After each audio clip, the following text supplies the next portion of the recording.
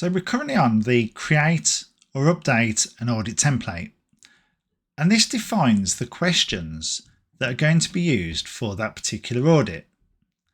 And so this set of questions could be used for multiple different audits within an audit plan, or it could be used for just one specific scenario. In this case, it's just used for the management department for a system audit. So it's specific, otherwise you might want to be generic and say it's for stations for process audits. Then we have our description of audit process. So you might say what do you need to do before, what do you need to do afterwards. And then we've got our audit type. So standard audit, process weighted audit, or 5S questions.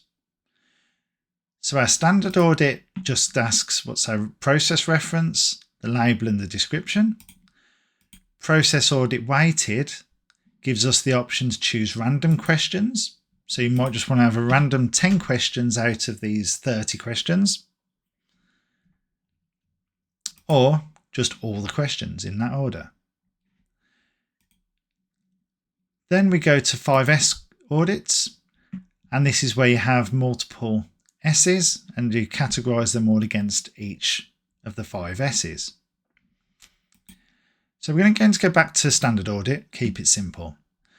Now this one's already filled out, and as you can see we've got the process reference, so it might be a document reference. Then we've got a label, so what you're actually auditing. And then we've got a description of the specifics of that particular question. So you can remove these questions by clicking the bin icon. Once they're gone, they're gone. Or over on the right hand side, you can grab these handles and reorder your questions. So you can drag them up or you can drag them down. Put them back in order. If you want to add a new question, you can add as many questions as you like. And then just bin them off when you don't want them. Each time you change your audit, you're asked for a reason, because then you can trace in this change history here who has changed what in those questions. And then that will make it easier for an auditor to understand what the difference is between each version of your audits. Why is it changed? So we click Save and Close. You can say, are you sure that you want to update without a reason? OK, or cancel. If you say cancel, you can put in a reason and then do it again. And now that's closed and updated that particular template for the future. So next time we create an audit from that template, it will copy in those values, all those questions, and that's what it will use for that audit.